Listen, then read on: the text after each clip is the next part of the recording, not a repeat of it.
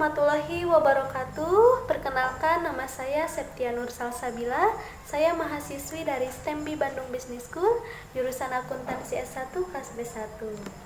Di sini saya akan menjelaskan dan memaparkan materi tentang konsep implementasi inovasi produk. Dalam konsep implementasi inovasi produk, ada 3 kerangka yang harus kita amati. Yang pertama ada proses internal bisnis. Proses internal bisnis terdiri dari tahapan proses produksi produk agar efektif dan efisien, alokasi sumber daya, kebutuhan biaya, dan komitmen. Yang kedua, ada product and service development. Product and service berfokus pada produk yang fresh atau baru dan fokus pada delivery channel produk agar sampai kepada customer yang tepat. Yang ketiga ada market requirement. Market requirement terdiri dari keinginan konsumen, kebutuhan konsumen, kesesuaian manfaat untuk konsumen, serta keadaan tertentu seperti musim hujan, lebaran, bahkan kondisi wabah seperti sekarang ini. Selanjutnya ada tahapan implementasi inovasi produk. Yang pertama ada konsep generation atau konsep general. Pada tahap ini, mengawali proses inovasi produk harus sudah tergambar konsep bisnis secara keseluruhan terkait pemilihan produk, supply chain, strategi pemasaran, operasional, kebutuhan biaya, proyeksi jumlah produksi, dan estimasi harga jual dengan memperhatikan kesesuaian manfaat untuk konsumen. Contoh terkait pemilihan produk dengan memperhatikan kesesuaian manfaat untuk konsumen. Dengan melihat kondisi seperti sekarang ini yang sedang diserang oleh wabah, dianjurkan selalu mencuci tangan. Jadi, saya terpikir untuk membuat produk sabun. Nah, ini juga bisa menjadi peluang besar bagi para usaha karena sabun sekarang lagi banyak dibutuhkan.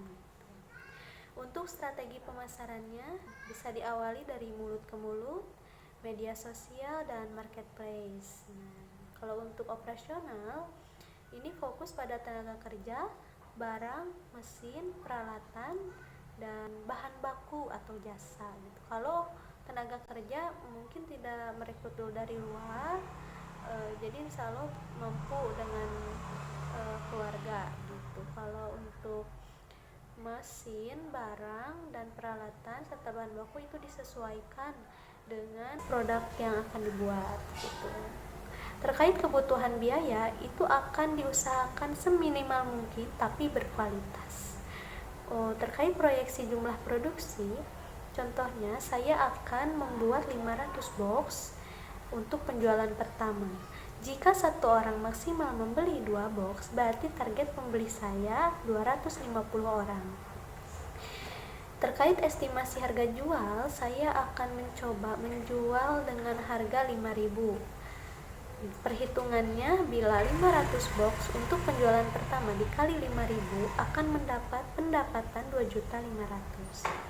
Dikurangi modal kurang lebih 1 juta rupiah, akan mendapat keuntungan bersih dalam 1 minggu itu sebesar 1.500.000 dan untuk 1 bulan kurang lebih akan mendapat 6 juta rupiah. Lalu yang kedua ada tahap screening atau penyaringan. Pada tahapan ini diperlukan analisa dengan prinsip pemikiran konvergen untuk seleksi dan membuat skala prioritas dari ide yang muncul terhadap inovasi produk yang akan dieksekusi agar lebih spesifik dan terukur. Mungkin di sini saya akan fokus kepada kemasannya. Kenapa? Karena saya terpikir bila kita membawa sabun batang itu ribet ya. Kalau misalkan kita cuci tangan, nanti kuman yang dari tangan kita tuh bisa menempel, terus sabunnya lembab dan basah.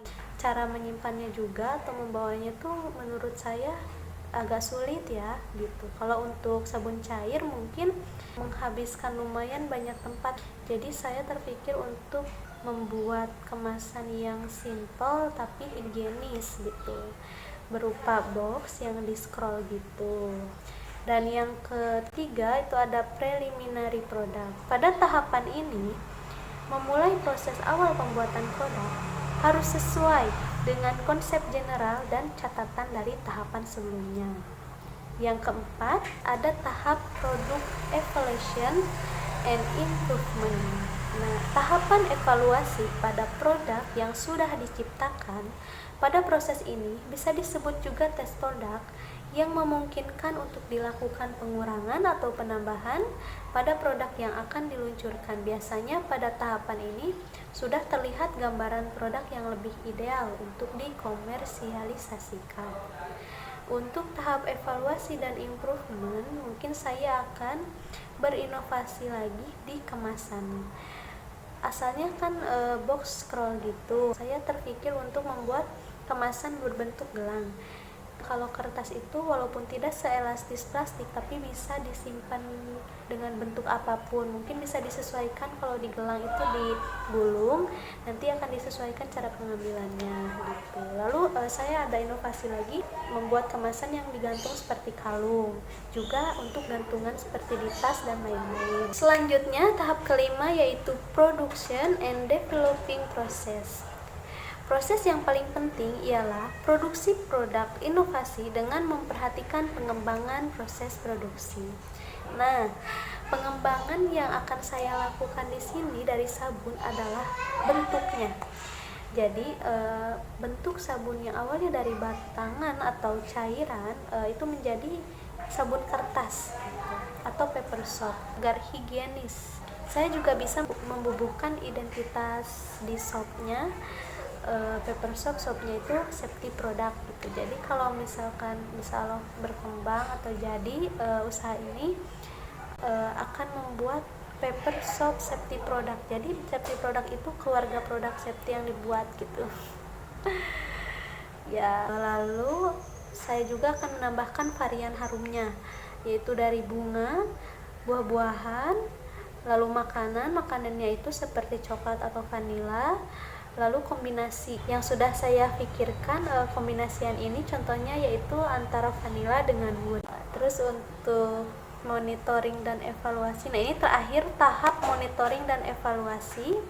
Lakukan monitoring dan evaluasi terhadap produk inovasi secara berkala, baik harian, mingguan, atau bulanan.